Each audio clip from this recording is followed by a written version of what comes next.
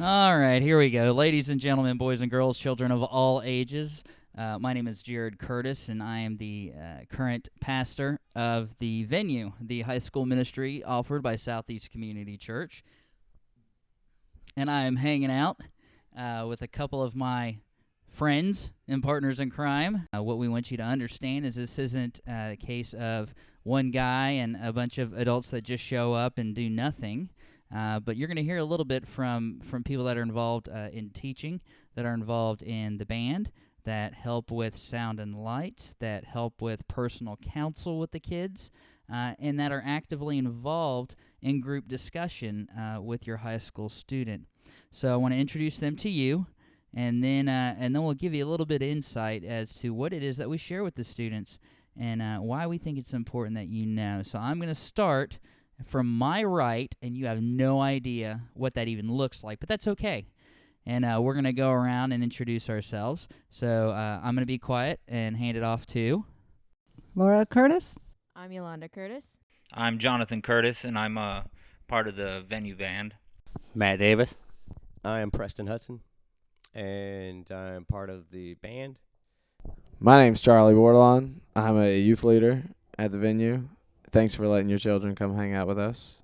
So the purpose of this little get-together is we want to share with you what it is that your high school students, or maybe you're a parent of a high school student and you're trying to find somewhere to ship your kids so that they maybe can learn something that may help their life. And, well, the venue is that place.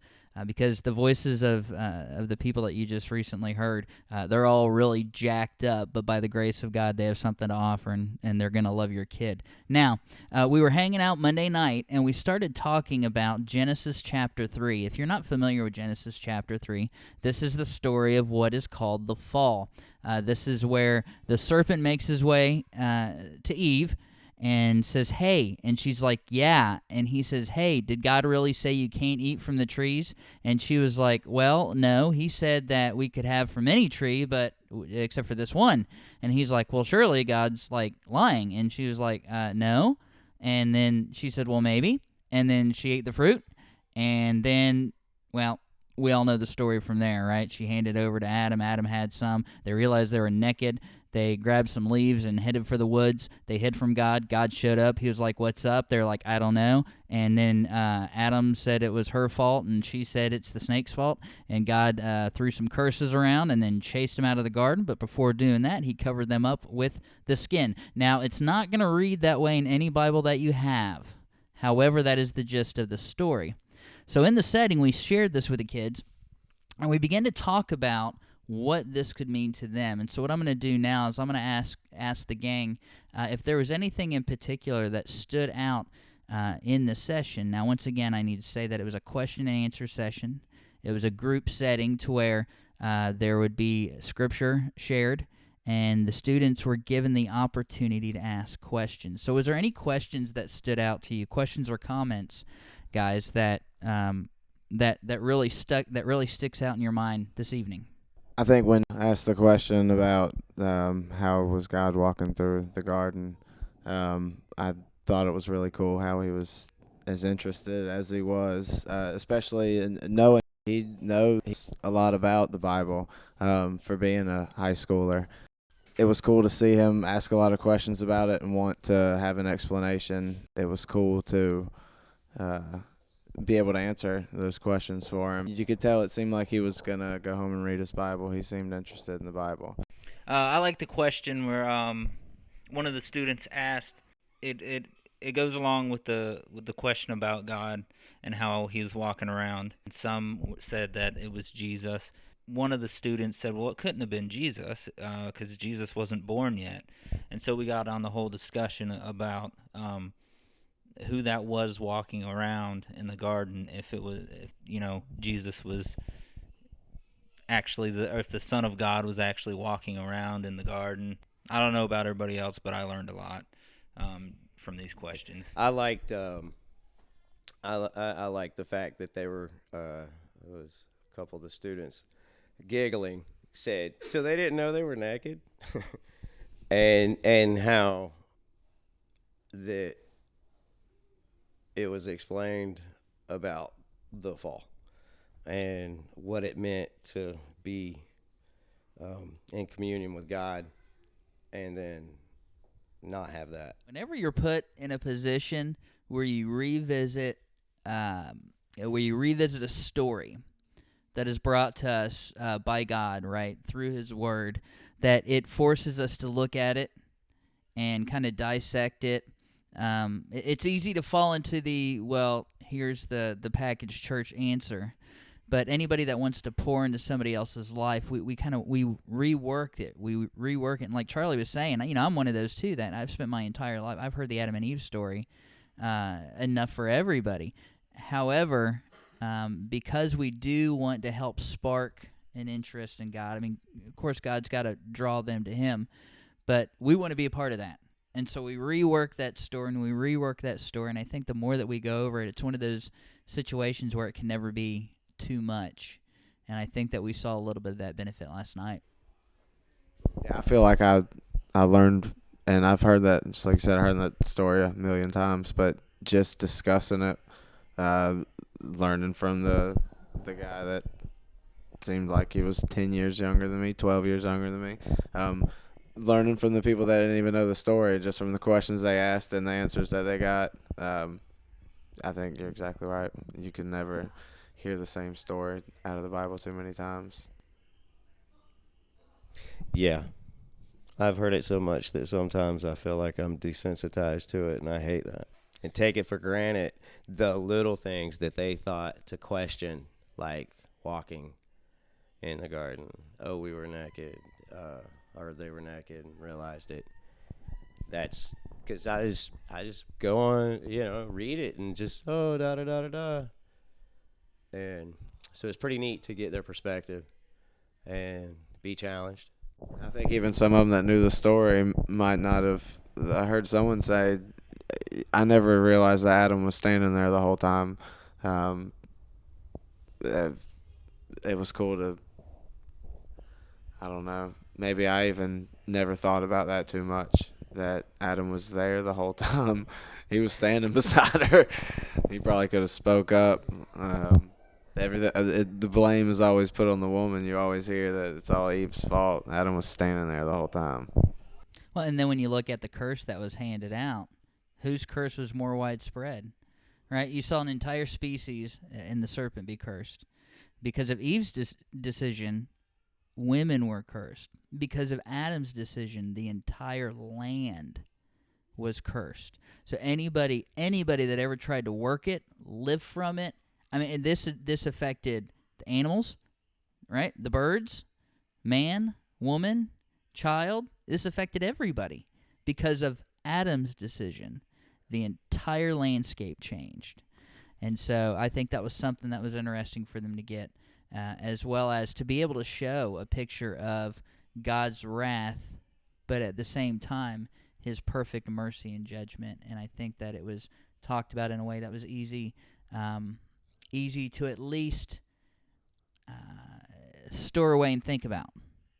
It was understandable, and given the opportunity to kind of mull that over and hopefully, see kids want to get a deeper understanding of who God is. So what did y'all think about the environment or the setting? There were kids who really don't know much about the Bible. They're new, and they weren't scared to ask questions. They haven't had that single moment with God yet, that realization that He is alive and great. And since they haven't had that moment yet, wrapping their mind around something that is so illogical and so out there is a hard thing to grasp. And so being able to talk to them afterwards and really relate some of these things to their real life situations to get them to understand on a more basic level, I think it's amazing. I think it was great to know that they weren't afraid and know that there were kids there that weren't afraid to help. It was neat to see that regardless of Bible knowledge, there was a unity, there was a camaraderie, there was an understanding of, we know why we're here, and we're going to try to help everybody get to that point. And I thought that was phenomenal. Well, you had the students that were trying to answer other students' questions and not try to just put them down. They, instead of just going looking to you, you had other ones that would pick up and do what they thought they were supposed to do to help their friends understand it. If they weren't getting it the way you were saying it, well, maybe they'll get it the way I'm saying it.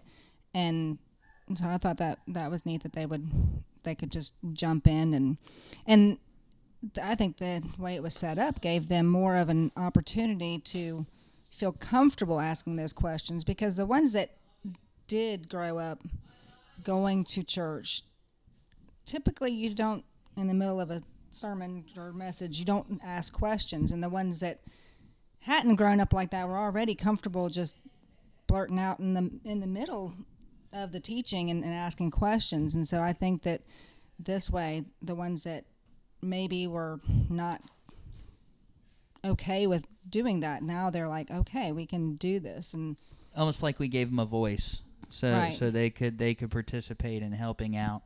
Yeah, even with the kids who have been raised in church, they asked questions that I don't even think that they ever thought of asking. Just simple things like, wait a second, the whole Jesus thing everyone was talking about earlier, was that Jesus? And realizing that God is God. God has always been God, and God will forever be God.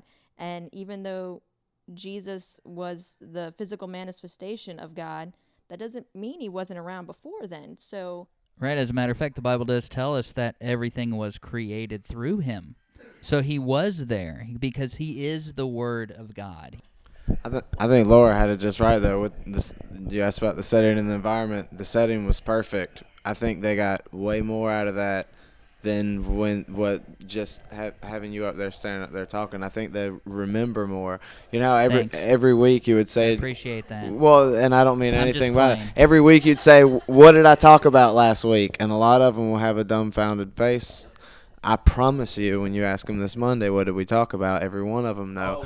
It's simply because the way that we were set up and the way that everybody got to talk to each other. And with the environment, I think was perfect with playing 5 songs, I think it was. I think 5 songs is awesome. We should always play 5 songs, get them pumped up, ready to learn about God. I think a cool thing or an important thing is just having the students used to talking about the Bible and the God with each other. And if we're going to be making disciples, then that's what they're doing, is teaching each other as well as us teaching them. Yeah, I think you're right. You're getting them comfortable with talking about the Bible. You're right, Matt. That's a great point. And I'm going to do my best to not preach a message. It's good to be social So- and know how to be social. Yeah, especially about the Bible. Well, and here's what I was feel free reading. to speak about things of God. Here's what I'm reading, right? I was reading in John, and I'm blown away because, when you first start reading John, of course, you go through in the beginning was the Word, right? And John talks about Jesus being the Word, the Logos of God. Well, then what happens is you're introduced to John the Baptist, and John the Baptist is hanging out with John, and he's hanging out with Andrew, okay? Those are his disciples. And then Jesus shows up, and John the Baptist says, "Behold, the Lamb of God." There he is, right? So then what happens is, because of John the Baptist pointing it out, John and Andrew follow Jesus. Well, Jesus runs into Philip. Philip has his encounter with Jesus. Philip then goes and gets Nathanael and brings Nathanael to Jesus, right? Now, understand, these are the guys that Jesus said, I'm going to make you fishers of men. I'm going to teach you how to be disciples. So then what happens after that, the next step was they go to the wedding, right? Where Jesus performs his first miracle, okay? Mary says, oh, they're out of wine. What are we going to do? Jesus says, is this really my problem? I mean, is this something I need to deal with? And then Mary looks at the servants and says, do whatever he tells you to, okay? So Andrew, Peter, James, John, and Andrew are hanging out with Jesus, and Mary says to the servants, do whatever he says. Then Jesus runs into the woman at the well, okay? So he's hanging out with the woman at the well. He's having a conversation with her. The disciples show up a little bit later. And she takes what he says, and she goes back into her village, and people are brought to Jesus. Then Jesus is hanging out, and an official comes to him. And the official says, my kid's sick. Jesus said, because of your faith, he's fine. Go on back home. Official goes back home, finds out the exact same time that Jesus said, your kid's fine. He was healed. And his household came to know Jesus. See, here's what Jesus did, and here's how sneaky he can be. He was teaching his disciples how to be disciples through the lives of people that were not his disciples. Look what my mom, I can picture Jesus saying, watch what my mom does. And she walks over to the servants at the wedding and says, do whatever he says. I could picture Jesus looking at them going, watch what she does. And the Samaritan woman goes back and people are saved. I can picture Jesus leaning over to Peter and going, you really want to know what the fisher of men thinks about? Watch what happens when this official goes home and his son's healed and his household turns to me, right? So Jesus was teaching the disciples how to be disciples to start the church through people that were not disciples. They were people that just obeyed. They just obeyed. And then through that, he taught these guys, and they built the church. And I think that kind of puts us in the same place. Now, I'm not ignorant enough to believe that I'm a Peter or a John or these great pillars of the faith. However, we have been given position, and what happens is these students are teaching us, as they're teaching each other, how to be disciples of Jesus Christ, so that we can continue to instill these same things and invest these same things into these students as we sit in these settings and we talk. And I'm really excited about where things are going, and I believe that God's going to continue to bless.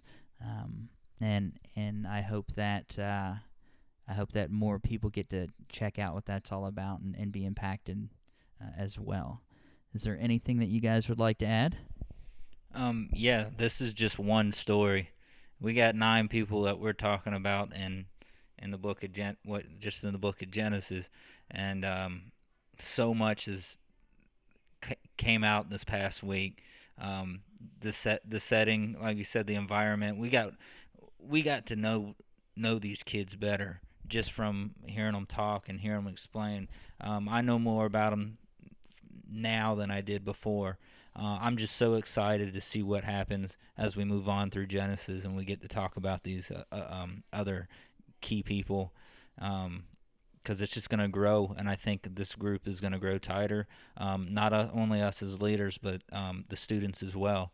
When you're talking, you're engaged in, right now, beginning relationships. And, man, that's the biggest thing that I have probably learned in the past year and a half is, and it's really starting to hit home, is life is about relationships, not all the stuff that happens around it. That's what it is.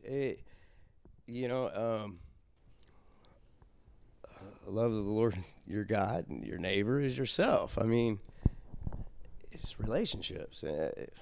That's what we were created for. Anybody else? I think we should end with a song. We should what? End with a song. End like with right a now? Song. Like we could all sing. You want to end with a song right sing now? out in song to show the parents what we're talking about. Skills. The skills. I mean, skills? half the band's here. I think it's a great idea. Ready? We're going to start singing. Let's sing Wanted Dead or Alive by Bon Jovi. Wanted Dead or Alive by Bon Jovi on the count Yeah, of 3. I don't know that. Ready? 1, 2, 3.